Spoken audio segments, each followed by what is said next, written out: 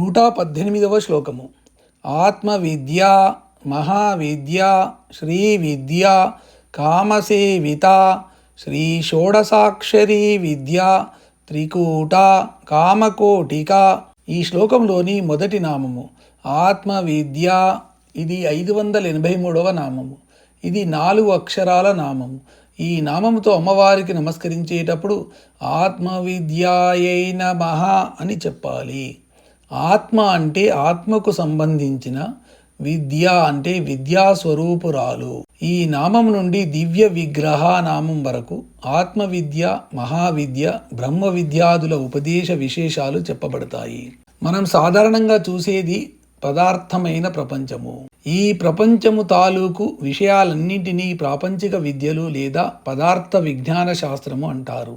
కానీ ఈ పదార్థమయమైన ప్రపంచానికి కారణభూతమై వెనుక ఉండి నడిపించే చైతన్య శక్తి కూడా ఉంటుందని పరిశీలనాత్మక పరిశోధనా క్రమంలో తెలుస్తుంది. ఈ చైతన్య శక్తి ప్రతి వ్యక్తిలోనూ, ప్రతి జీవిలోనూ కూడా అంతర్గతంగా ఉండి నడిపిస్తుంది.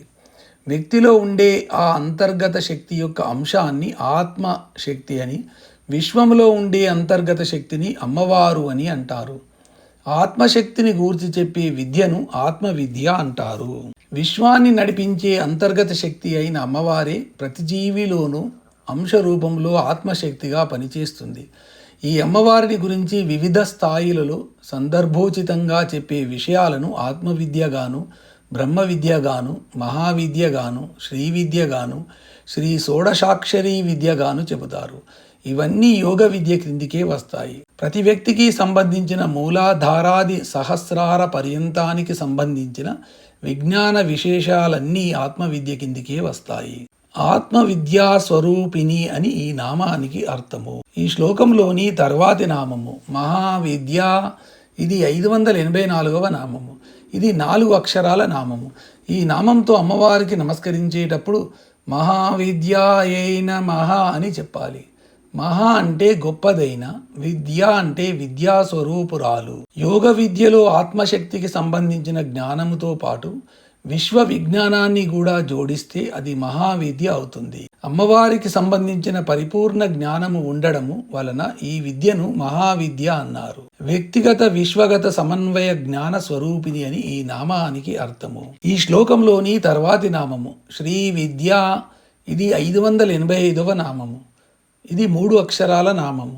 ఈ నామంతో అమ్మవారికి నమస్కరించేటప్పుడు శ్రీ విద్యాయై నమః అని చెప్పాలి. శ్రీ విద్య అంటే శ్రీ విద్యాస్వరూపిణి.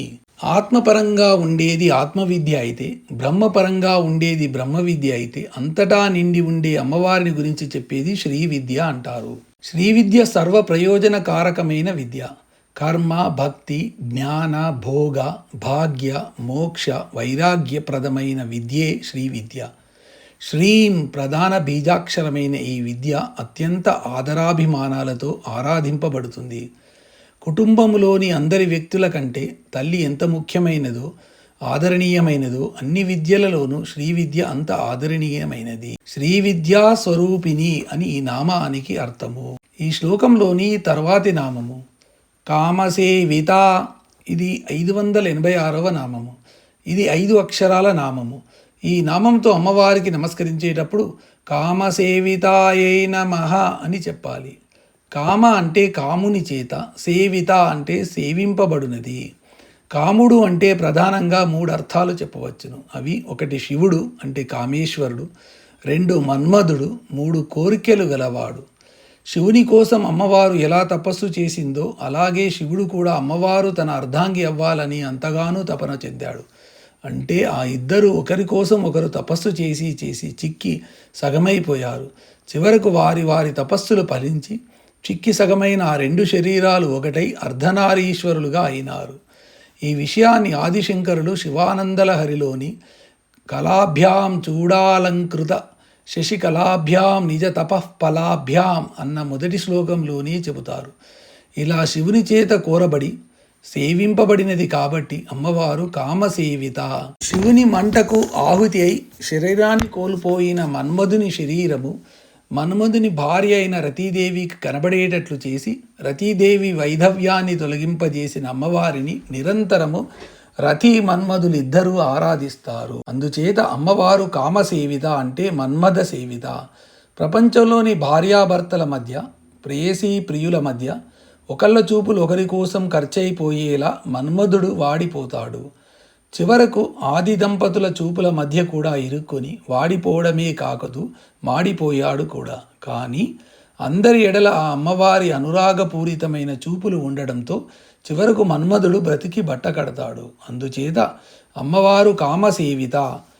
ఈ విషయాన్ని ఆదిశంకరుడు సౌందర్యలహరిలో ధను పౌష్పం అపాంగాత్తే లబ్ధ్వా జగదిద మనంగో విజయతే అన్న శ్లోకంలో చెబుతారు. శ్రీ విద్యను ఉపాసించిన 12 మందిలో మన్మధుడు కూడా ఒకడు. మన్మధుడు ఉపాసించిన మంత్రాలను మన్మధుని పేర మన్మధుర్ధార విద్య అని అంటారు. మిగిలిన వారి విద్యల కంటే ఈ విద్య బాగా ప్రచారం పొందింది. కోరికలు గల కాముకులందరూ వరద, కామదాయిని, కల్పవల్లి, వాంఛితార్థప్రదాయిని అయిన అమ్మవారిని ఆరాధిస్తూనే ఉంటారు. అందుకని అమ్మవారు కామసేవిత. ఈ నామానికి ఈ విధమైన అర్థాలు చెప్పుకోవచ్చును. 1 శివునిచే సేవింపబడినది, 2 మన్మధునిచే సేవింపబడినది, 3 కోరికలు కలవారిచే సేవింపబడినది. ఈ శ్లోకంలోని తర్వాతి నామము శ్రీ షోడసాక్షరీ విద్య. ఇది 587వ నామము. ఇది 8 అక్షరాల నామము. ఈ నామంతో అమ్మవారికి నమస్కరించేటప్పుడు శ్రీ షోడశాక్షరీ విద్యాయై నమః అని చెప్పాలి. శ్రీ అంటే శ్రీతో కూడినదైన లేదా సకల మంగళప్రదమైన, షోడశ అంటే 16 అక్షరీ అక్షరాల మంత్రమునకు సంబంధించిన విద్య అంటే విద్యాస్వరూపిణి. 15 తిథులను సమన్వయపరిచే విధంగా పంచదశాక్షరీ మంత్రం ఉంటుంది. ఈ తిథులు వృద్ధిక్షయాలు కలిగిన కళలు. వృద్ధిక్షయ లక్షణాలు లేకుండా ఎప్పుడూ ఒకే విధంగా ఉండే కళ ఒకటి ఉందని, ఆ కళయే వృద్ధిక్షయ లక్షణాలు కలిగిన 15 తిథులలోనూ మారుతూ పనిచేస్తూ ఉంటుందని అర్థం చేసుకోవాలి. ఎప్పుడూ ఒకే రకంగా ఉండే ఈ కళకు సంబంధించిన బీజాక్షరాన్ని శ్రీంగా తీసుకుంటే ఈ శ్రీంతో కూడిన పంచదశి షోడశాక్షరి అయి షోడశ కళా ప్రపూర్ణ అయిన అమ్మవారిని సూచించే షోడసాక్షరీ మంత్రం అవుతుంది. దీనికి సంబంధించిన వివరాలను శ్రీ షోడసాక్షరీ విద్య అంటారు. శ్రీ షోడసాక్షరీ విద్యా రూపము అని ఈ నామానికి అర్థము చెప్పవచ్చును. ఈ శ్లోకంలోని తర్వాతి నామము త్రికూట. ఇది 588వ నామము. ఇది 3 అక్షరాల నామము. ఈ నామంతో అమ్మవారికి నమస్కరించేటప్పుడు త్రికూటాయై నమః అని చెప్పాలి. అంటే 3, కూట అంటే కూటములుగా ఉన్న మంత్రస్వరూపిణి. మూలకూటత్రయ కలేబర అనే 89వ నామ వివరణ కూడా ఇక్కడ మళ్ళీ చదువుకోవాలి. నిర్దిష్ట సంఖ్యలో ఉండే అక్షర సమూహాలను కూటము అంటారు. కూటము అంటే విభాగము అని చెప్పుకోవచ్చును. ఈ 3 అమ్మవారి మస్తకము పైనుండి కంఠం వరకు ఉండే భాగాన్ని, కంఠము నుండి నాభి వరకు ఉండే భాగాన్ని, నాభి నుండి దిగువ భాగాన్ని సూచిస్తాయి. వీటినే వరుసగా వాగ్భవ కూటము, కామరాజకూటము, శక్తికూటము అంటారు. అందుకని అమ్మవారు ఈ త్రికూట అనే నామముతో పిలువబడుతుంది. శాస్త్రాన్ని అనుసరించి ఏ మంత్రాన్నైనా బీజము, శక్తి, కీలకము అని ఈ 3 కూటములుగా చెబుతారు. అమ్మవారి మంత్రము కూడా ఈ త్రికూటాలతో ఉంటుంది. అందుకని అమ్మవారు త్రికూట అయింది. ఈ నామానికి ఈ విధమైన అర్థాలు చెప్పుకోవచ్చును. కాది, సాది, హాది కూటత్రయంలో నుండు మంత్రస్వరూపిణి. 2 బీజ, శక్తి, కీలకములు అనే 3 కూటములుగా చెప్పబడు మంత్రస్వరూపిణి. ఈ శ్లోకంలోని చివరి నామము కామకోటిక. ఇది 589వ నామము. ఇది 5 అక్షరాల నామము. ఈ నామంతో అమ్మవారికి నమస్కరించేటప్పుడు కామకోటికాయై నమః అని చెప్పాలి. కామ అంటే కామమునకు, కోటిక అంటే పై అంచున గల దాని స్వరూపిణి. చతుర్విధ పురుషార్థాలైన ధర్మ, అర్థ, కామ, మోక్షాలలో కామమునకు అగ్రము లేదా అంచున ఉన్నది మోక్షము. కాబట్టి కామకోటిక అంటే మోక్షము అని అర్థము చెప్పుకోవాలి. అందువల్ల కామకోటిక అన్న నామము అమ్మవారు మోక్షస్వరూపిణి అన్న అర్థాన్ని సూచిస్తుంది. కాముడు అంటే శివుడు కాబట్టి కామకోటిక అంటే శివుణ్ణి అవధిగా కలిగినది అని ఇంకో అర్థం చెప్పుకోవచ్చును. ఈ నామానికి ఈ విధమైన అర్థాలు చెప్పవచ్చును. 1 మోక్షస్వరూపిణి, 2 శివుణ్ణి అవధిగా అంటే ధ్యేయంగా లేదా ప్రీతిగా కలిగినది